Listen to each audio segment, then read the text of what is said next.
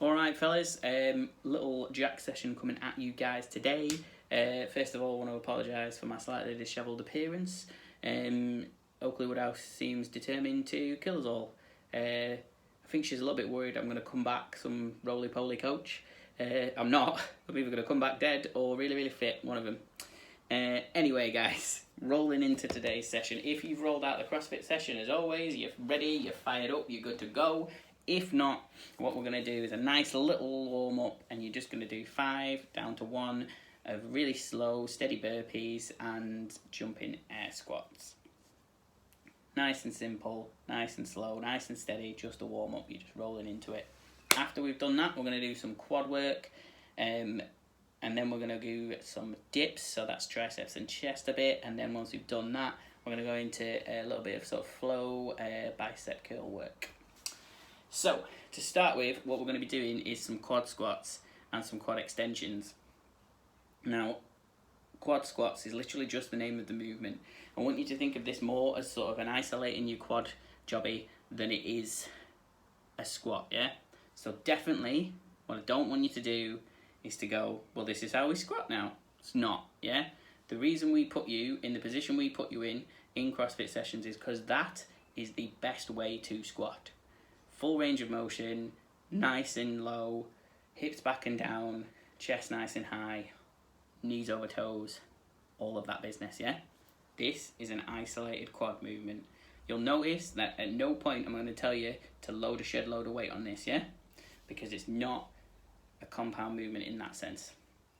So, after I've done my little rant, quad squat, what we're going to do, you're going to get a plate or something similar to that to just pop your heels on.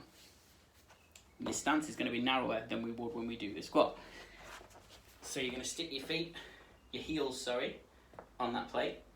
And when you squat down, you're just going to let the knees come forward, nice and narrow, and then bring it back up from there. So you can see why this isn't an ideal squat position, but it is putting a lot of force and a lot of weight and focusing it a little bit more on them quads, yeah? So like I say, a little bit of weight, I'm just going to use a kettlebell. You're just going to hold it in that goblet position. Bring it down nice, slow and controlled, and then fire it back up from there. The pace I'm moving now, that is realistically the pace you should be doing all 8 at. You're just going to feel it in them quads a lot, yeah? But like I say, this isn't how we would normally squat. As soon as we've done them, we're going to move on to our quad extensions. So for this, you're going to get something high, or high enough that your feet are off the floor. So this might mean that you need to get a chair or some sort of stool that you might have in your house or something like that, just so you're sat high enough up so that your feet come off the floor. So when I sit on these plates on top of my bench, my feet are off the floor, yeah? I'm going to pin my knees together, and I'm going to get my feet straight out in front of me, legs nice and straight. When I'm at the top, what I'm thinking about is tensing these quads, yeah? That's the bit we're trying to be working. So we're bringing it up nice and strong, down nice and slow, up nice and strong, down nice and slow. And we're going to go for 20 reps on that. Now, I haven't put any weight on this, and you don't necessarily need to really. Body weight is probably going to be enough. If it's not, if you're not feeling it enough in body weight, what you're going to do is you can get a very small dumbbell or kettlebell or a plate or something like that, and you can just pop it in your ankle there, and that can be a little bit of weight.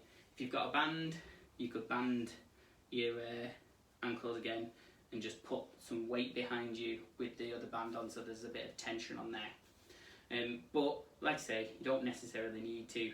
Body weight is probably going to be alright for this. It's still going to fire up your quads. Just make sure that when you get to this top point, you're really squeezing them at the top. Big squeeze at the top. What you're going to do is 8 of these, so 8 of your quad squats into 20 quad extensions, and you're going to do that for 6 sets, people. So it's quite a lot of work for your quads. It's going to be quite taxing, and you're only going to get a minute's rest between. So think about that when you decide on the weight you're doing for your quad squats. Remember, reasonably light, and then when we go over to the bench, you can again decide whether you're going to put any weight on or you're just going to stick with body weight. Either way is going to be fine. You are going to fire up them quads. Once we've done that, people, we're going to move on to dips.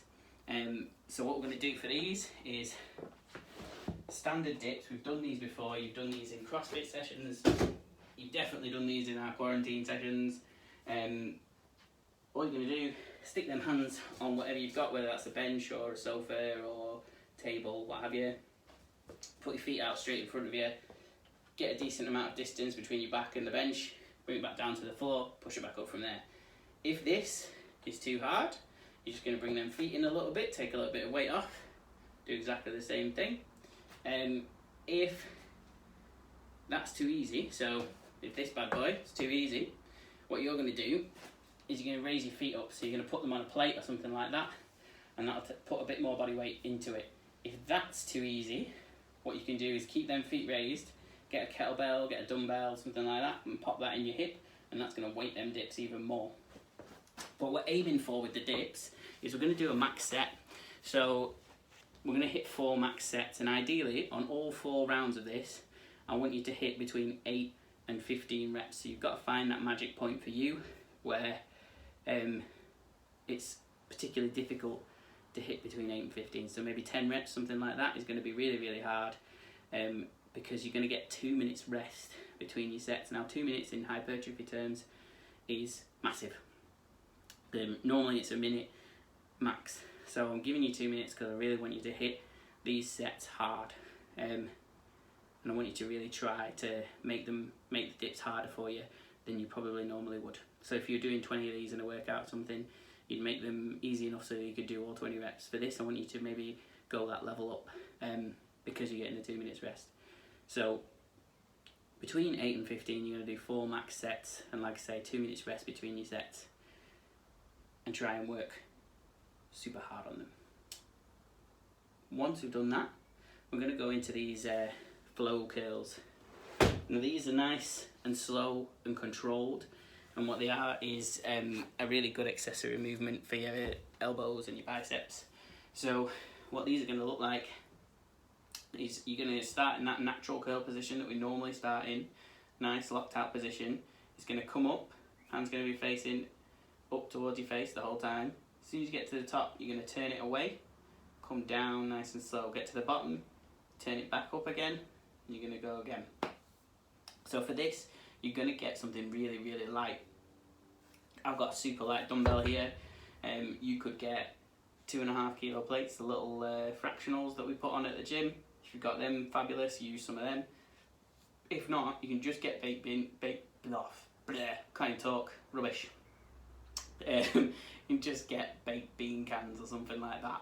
They're going to be absolutely fine. What we're going for is lightweight and a lot of reps, nice, slow, controlled movement. So what these are going to look like, your dumbbell is going to be, like I said, facing away from you. It's going to come up nice and slow. Once you get to the top, turn it over, bring it down nice and slow. And again, swap at the bottom, come up, swap at the top, come down. And you're going to do that for 30 reps at that pace. Really super slow. Nothing crazy. What I want you to do while you're doing these 30 reps is think about what's going on in your arm, so you'll feel that muscle moving, like contracting and squeezing at the top and things like that. You'll feel it a lot more, and especially when you're thinking about it and moving really, really, really slow. And that'll be good for like your sort of muscle activation and your muscle understanding. What you're going to do is, if you've got one, so if you've got a nice little lightweight but you've only got one, you're going to do 30 reps on one side, 30 reps on the other, a minute's rest, and you're going to do that for 4 rounds. If you've got 2 weights, nice and simple. You're just going to do 30 reps total together, and then take a minute's rest, 4 rounds, nice and simple. With this, remember, because it will start to burn, because 30 reps is a lot every time. So when it starts to get difficult and you feel that burn, maintain the pace you're going at. Don't go any faster to try and get it done because it hurts. Just breathe through it. You can keep moving that weight. It's super, super light. There's very rarely going to be a stage where you can't move that super light weight. So just keep going through it. Just keep it burning. That little last 10 reps. And then you can have that minute's rest, shake it out, and then you're ready to go again. Alright guys, so that is your jack session. Enjoy that, people. Hopefully I'll see you soon.